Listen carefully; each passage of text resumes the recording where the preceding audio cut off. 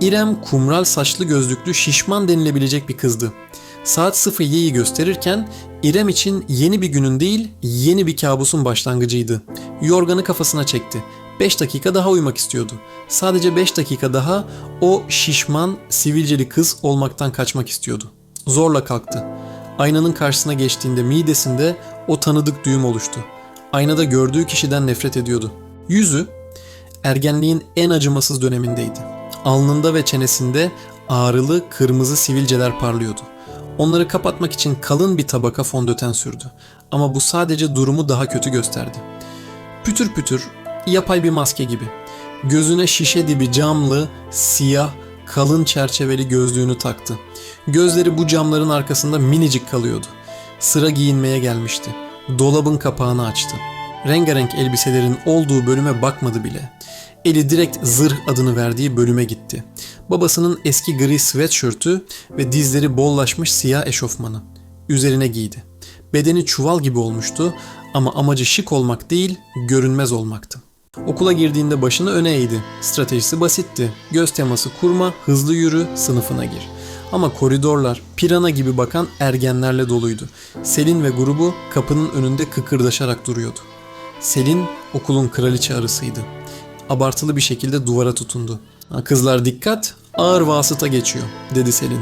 Selin'in sesi tüm koridorda yankılandı. Selin'in grubundaki diğer kızlar güldü. İrem duymazlıktan geldi ama yanakları utançtan kıpkırmızı olmuştu. Terlediğini hissediyordu. Bu da sivilcelerini daha çok yakıyordu. Okulda öğle teneffüsüydü. İrem açtı ama yemek yemek onun için bir işkenceydi. Her lokmada insanların "o kadar kilolusun, hala mı yiyorsun?" diye düşündüğünü sanıyordu. En köşedeki masaya geçmek için kalabalığı yarmaya çalıştı. Elindeki tepside bir tost ve ayran vardı. Tam Selin'in masasının yanından geçiyordu.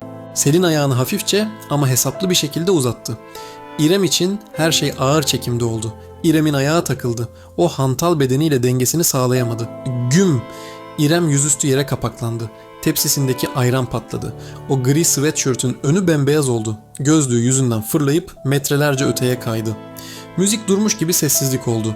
Sonra o korkunç ses başladı. Kahkaha. Selin ayağa kalktı. Sahte bir şokla ağzını kapattı. "Ay İrem, yer çekimine yenik düştün tatlım. Ama bak ayran cildine iyi gelir. Sivilcelerini kurutur belki." Tüm kantin gülüyordu. İrem bulanık gören gözleriyle yerde gözlüğünü arıyor. Bir yandan da ağlamamak için nefesini tutuyordu. Bir böcek gibi hissediyordu. Ezilmiş, çaresiz. Okuldaki yemekhanenin kalabalığının arasından bir el uzandı. Bu el İrem'in yerdeki gözlüğünü tutuyordu. İrem başını kaldırdı. Bulanık silüet netleşti. Bu Deniz'di. Okulun en yakışıklısı, en zekisi, en ciddisi Deniz. Deniz gözlüğü İrem'e uzattı ama gülümsemedi.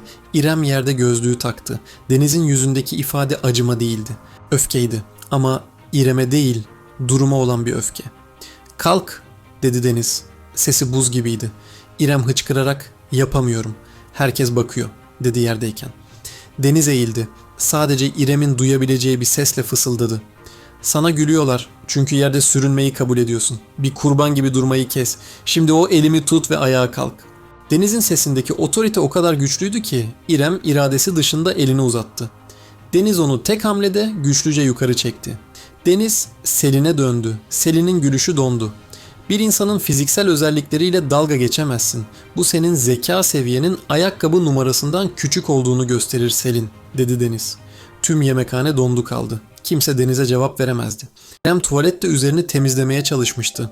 Başaramayınca son derslere girmeden okuldan kaçmıştı. Arka bahçedeki bankta oturmuş hıçkıra hıçkıra ağlıyordu. "Hayatım bitti. Okula bir daha asla gitmeyeceğim," diye sayıklıyordu kendi kendine. "Bence de gitme," dedi bir ses. Arkasında duran Deniz'i görmemişti. İrem irkildi. Deniz elinde bir kitapla yanına geldi. "Zaten o okula bu halinle gitmen, savaş alanına silahsız gitmek gibi." İrem burnunu çekti. "Benimle dalga mı geçiyorsun? Neden yardım ettin?" Deniz yanına oturdu ama araya mesafe koydu. "Seni izliyorum İrem. Matematik dersinde hoca soruyu sormadan cevabı fısıldıyorsun. Tarih sınavlarında kağıdı en erken sen veriyorsun. O kalın kafalıların arasında harcanıyorsun. Ama..."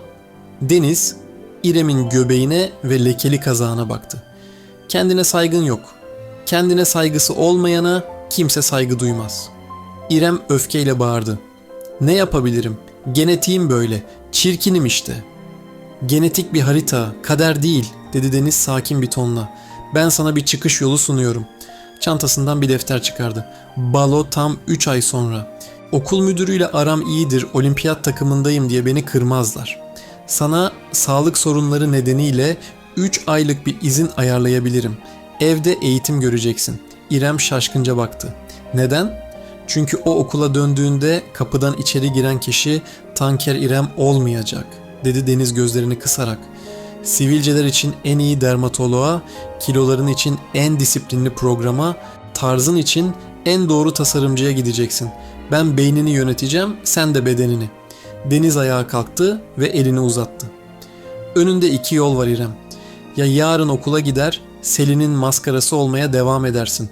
Ya da benimle gelir 3 ay sonra o kapıdan içeri bir kraliçe olarak girip hepsini pişman edersin. Seçim senin. İrem gözyaşlarını sildi. Gözlerinde nefretin ve umudun karışımı bir ateş vardı. Deniz'in elini sıktı. Kabul dedi. Hepsini pişman etmek istiyorum.